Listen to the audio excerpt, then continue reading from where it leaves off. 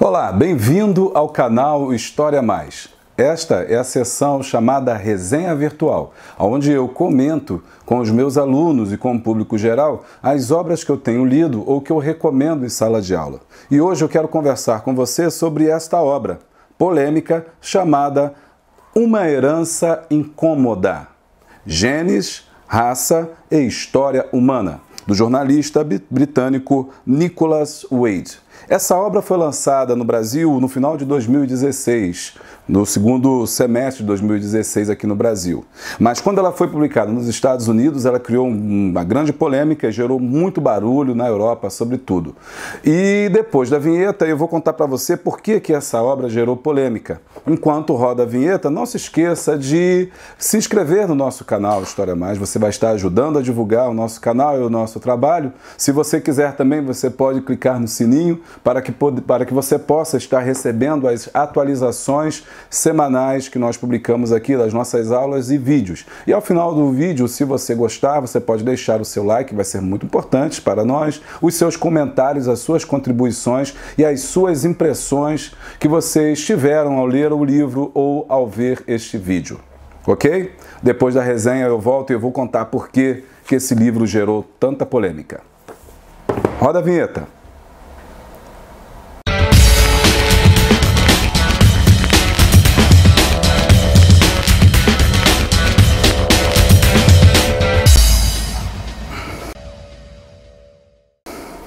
O jornalista especialista em ciência Nicholas Wade, depois de receber pesadas críticas do mundo acadêmico, tanto por parte de cientistas quanto por historiadores, por ter publicado em 2004 o livro em que tinha como foco principal a ideia de que, extremamente polêmica, de que diferenças genéticas entre as raças humanas teriam tido um papel no desenvolvimento social do planeta. Esta obra havia sido considerada racista por parte dos críticos, criando uma grande polêmica entre os pesquisadores, inclusive brasileiros, que no nosso caso, um país extremamente miscigenado, a aplicação dessa teoria equivaleria a dizer que o Brasil seria um país fadado ao fracasso, como foi aventado pela pseudociência do século XIX.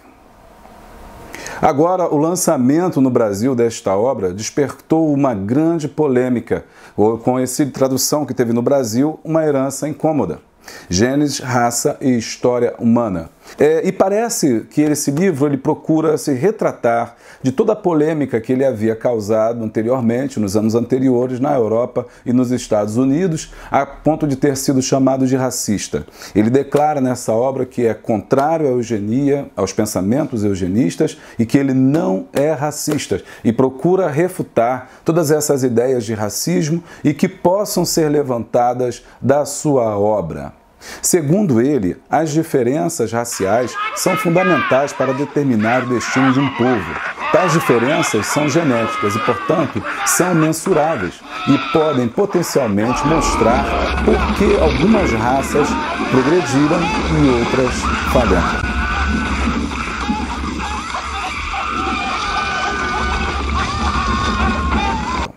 Os genes, segundo ele, continuam de forma demorada e quase imperceptível a interferir no desenvolvimento das diversas nações e sociedades. Assim, ele afirma que as diferenças genéticas são preponderantes nas diferenças entre as diferentes nações.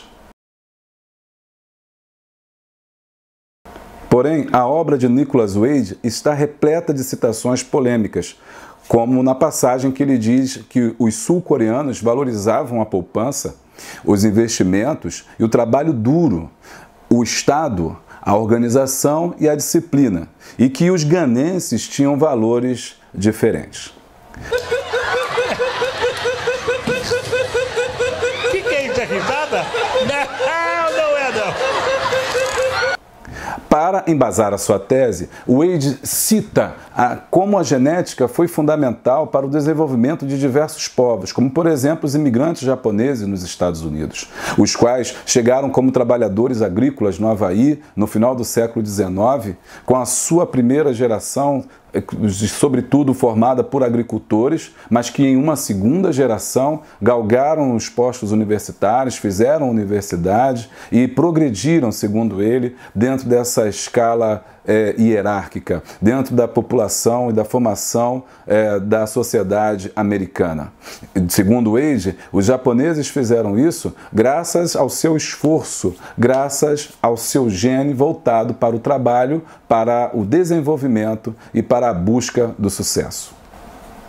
O problema que eu apontaria no livro é que, apesar do autor declarar-se como não sendo racista, a obra que ele escreve deixa margens para que, ao final de tudo, possamos explicar a extrema desigualdade econômica entre os continentes como uma culpa do desenvolvimento genético dos povos.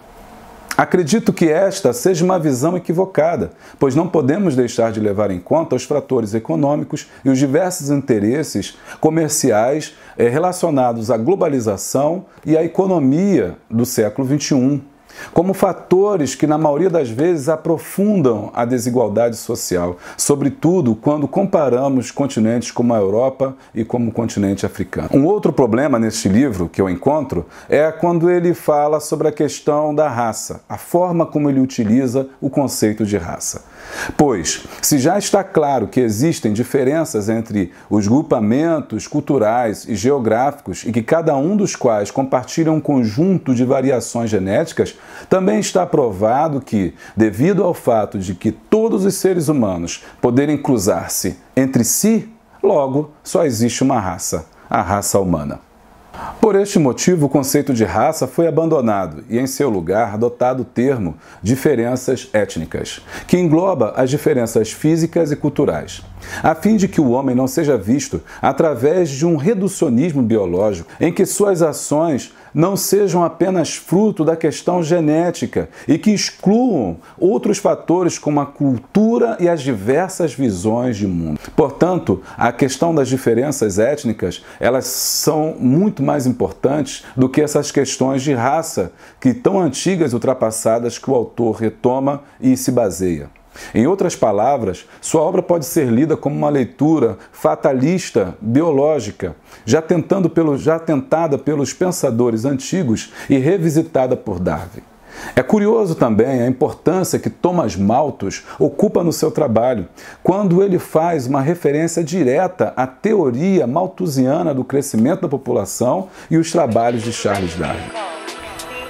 A teoria populacional malthusiana foi uma teoria demográfica criada por volta de 1789, na Inglaterra, pelo economista e sacerdote protestante Thomas Robert Malthus, em sua principal obra, Ensaio sobre o Princípio da População.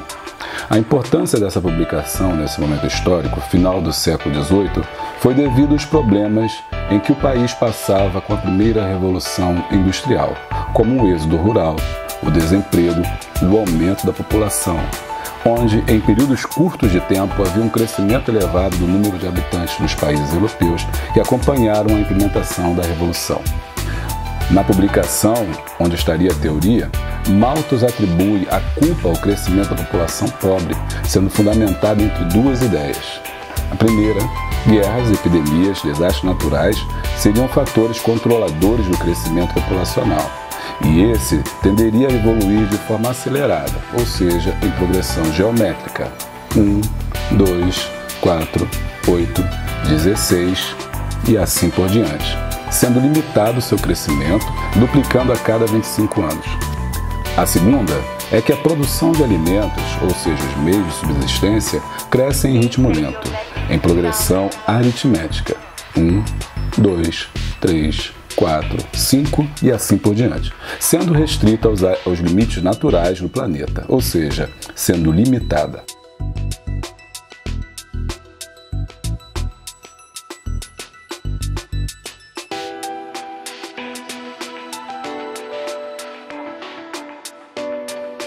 A teoria malthusiana não imaginava os avanços tecnológicos que estariam por vir, como a mecanização do campo, que aumentou o número de produção alimentícia, a emancipação da mulher ter sido decisiva no controle da fertilidade, a entrada das mulheres no mercado de trabalho, as políticas de bem-estar social nos países europeus que, de certa forma, serviram para o controle da natalidade.